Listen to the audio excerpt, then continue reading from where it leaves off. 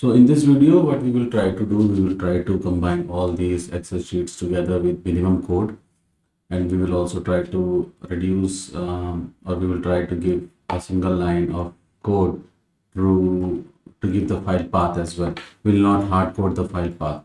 So what we're gonna do, we'll give a path of a folder, and then whatever the files inside that folder will be read by the code. Okay, so let's create one file. So let's say sales report.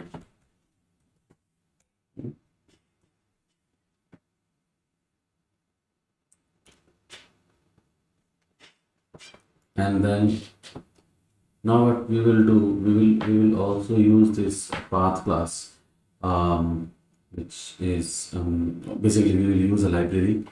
So let's say from path lib import path.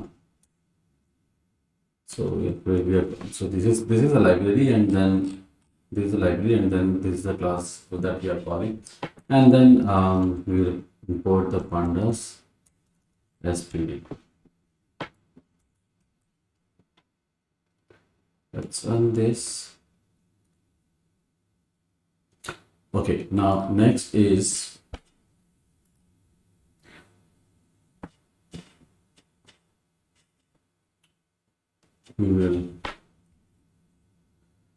let's take a, now what we need to do, basically we have to give a path of this folder from within which all the files will be read. Now, as I said earlier, I don't want to give the whole path name like we did in the last video. I just want to give one path name, or the system should take the path name of its own. So wherever this code is running, from there it will check the path, and then it will run the code.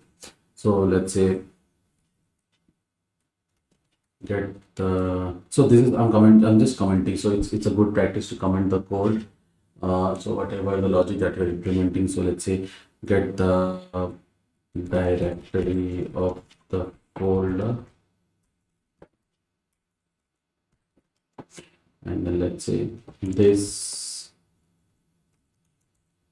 directory is equal to path, and then I will say file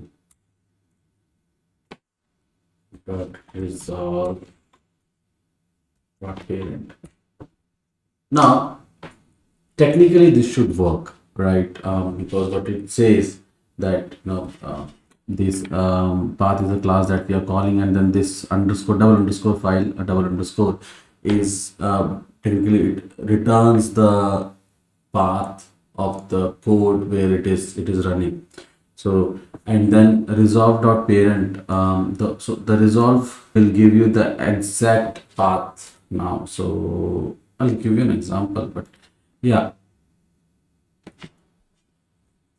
So this will so calling this resolve will give you the actual correct path of this directory, and then let's run this, because this will not run, or this will give error. Why, I'll tell you. Now this file double underscore file, it will not work on the notebook extension.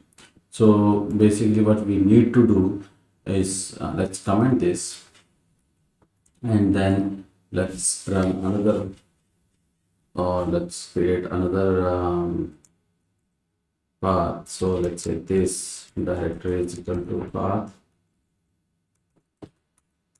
and then let's say, so this will also give you the correct path dot resolve. Now let's see what it returns. So as I said, so this is the path of where this code is running, right? So this is the correct path.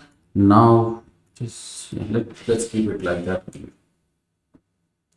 Now what we need to do, since we got the path of the file or the folder, now we have to loop through each and every file and then take the data from there. So I do not want to go through each and every file like we did in the last video, but the code should do that activity. Otherwise, there is no point of creating the automation altogether.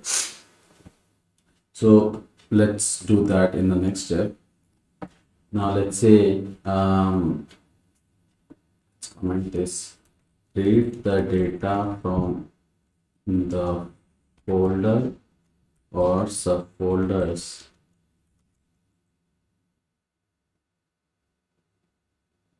of data. Right. So this data is a folder that I have created, and within data folder, whatever the folders that we have, the files that we have, we will try to read them, and then we'll try to read the data basically. So let's say data is equal to, now what it says, technically we are creating a list. So list is like a bucket. So this is an empty bucket right now, list. So list is like, collection of multiple items, I would say. For like, the list can have, anything like 1, 2, 3. So these kind of items in a parenthesis, square bracket, I would say. The square bracket is called list, right? So we will fill this data's list later on with the code. Now, what it says, for path in RenjithR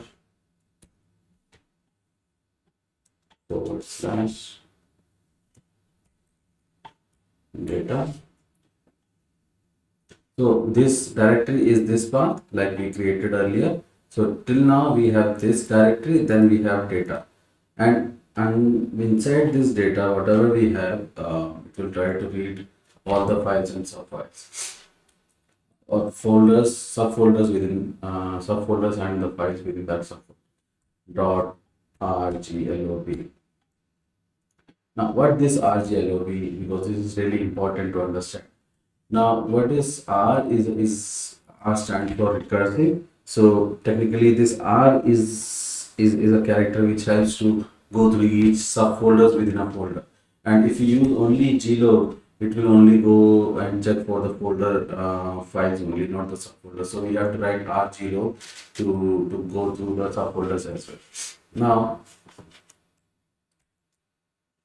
star dot xlsx. Now here's you can do multiple things over here. One is now if you have Excel files or Excel X files as well. So what you can do over here, you can just write Excel and then give asterisk mark in the starting and in the ending. Now the trick here is, if you are using now suppose question mark, so this will take only one character. So here question mark is okay because we know, there will be only XLSX. But if you are using question mark over here, then it will take only those files which is like a.xlsx or a.b.xlsx. So it will not take the whole file name. So here it's good, or it is mandatory to have asterisk mark. But here you can use the question mark as well. But we will follow the general thing. Now there is another thing over here. I'll just comment out that there is what we say. Now suppose in a folder, sometimes there used to be temporary files of Excel, right? You must have seen something like with $sign or with this sign.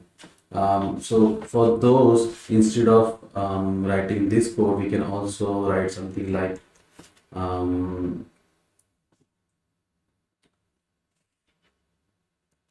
dollar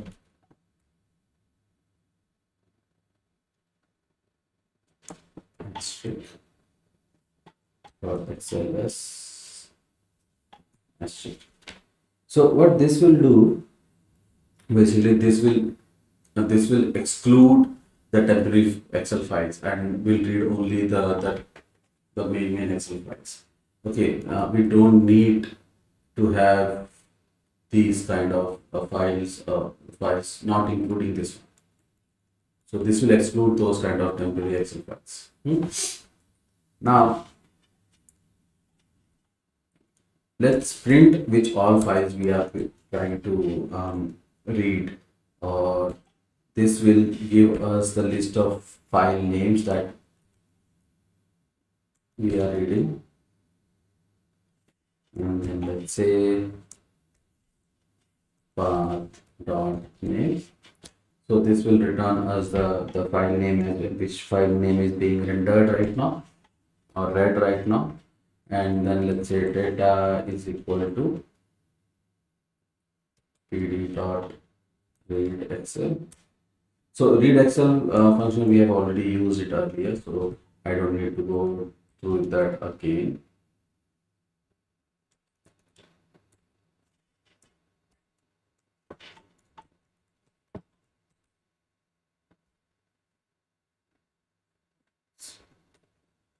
I will go through that what is index column. Let's take it transaction ID.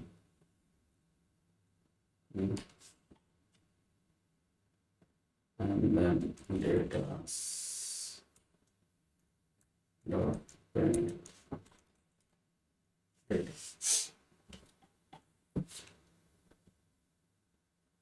Now this will, what this code will do, this code will go through each and every file. So the technically what it will do, it will go through each and every file in this folder and then will append it all together. So let's run it, and then maybe I can show you that as well, how it will be. Let's check. See, now each and every file will be read one by one. But it says transaction ID is invalid. So probably, what was the name of that? Let's see the name.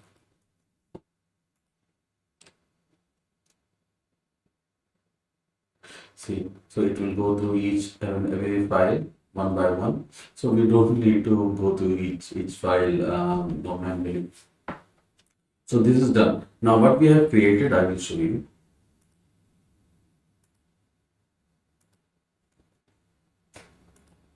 So see, this is the data that we have accumulated all together.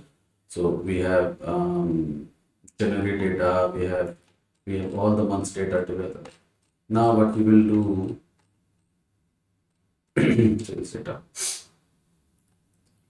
Now what we will do, we will combine the data together into a single data. Now suppose if you see, like we have like this one. So we will remove all these things and then we will have a single data frame. So for that, what we need to do,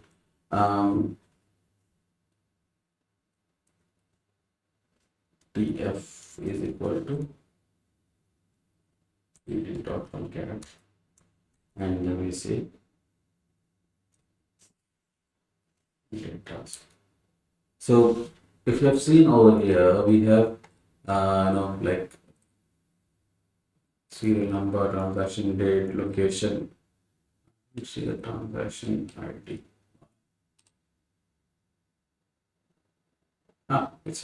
It's an index. So basically it will align the columns as well. So Panda takes care of many things behind the scene as well. So we don't need to be bothered whether the columns will be aligned together with each other correctly or not. So PD or the pandas will take care of that, and then I will show you data frame what we have created as a data. See, now we have single data frame around we have 39,000 records, or almost like 40,000 records altogether in all the files combined. Now let's create a pivot of this data. So what we are trying to achieve, we will see the sales of each location monthly basis. Okay, so it's a pivot is equal to, so we are creating a pivot. If you You know what is pivot in Excel? So we are trying to create the same thing. So pd dot pivot underscore table, and then we are passing the data, which is the data frame. Then if you see over here, it do mentions, you know, what you need to pass and what is mandatory and what is not mandatory. And then we are passing the index, which is our transaction. What was index? So now we are skipping this transaction ID for the pivot. We need the transaction date. Why? Because we will be grouping the data based on the transaction date. You know, grouping and summing of the data. And then columns is equal to, we need the column as well. So let's say location, and then values we need those. So whatever the value that we need to sum. So this is for us, it's price, and then aggregate function will be, we are summing the data, right? Let's run this, see the data as well. What is the output of this data? So let's see. Yeah. So now if you see, we have transaction date, and then we have location. So what we did, we created a pivot data of the whole all the Excel sheets, and then we did the summation of the price for each location. This is really good. I mean, once you get to know how to code such things with more practices, this is really amazing. Now, this is a daily basis data, right? Now, what we can also do is to convert this daily data into a monthly data. Let's see how we can do that. Monthly, let's say summary monthly equal to pivot dot resample. Yeah, resample. We say I want to resample it on the monthly level, and then sum it, right? And then we are saying that monthly dot index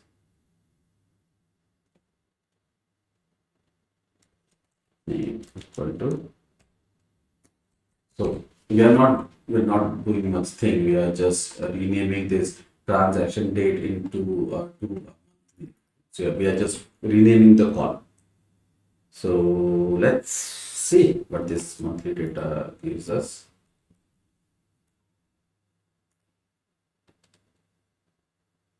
Now if you see, it's the month column is giving the last date of every month.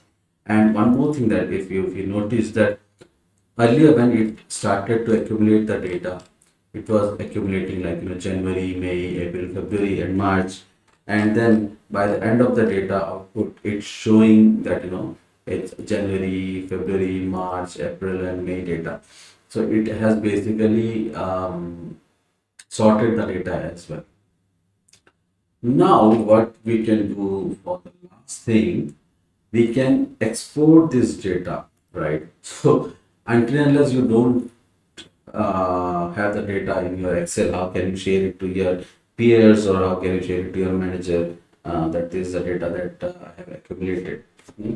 So let's say summary underscore monthly dot to Excel. Do we have? Yeah. So we have multiple options. We can save it to clipboard, CSV, and dictionary, Excel. So we will use the Excel file, Excel third, and then let's say this directory, we have already created this directory, if you remember. And then let's say sales data dot XLSX. So yeah, this is it. Now I'm running it, and if you notice, we will have the data coming over here. So we have the sales data, the Excel sheet. So right now we have just exported whatever the data that we have created. Now what we can also do is to change the data within an Excel sheet, and that we will do in the next video.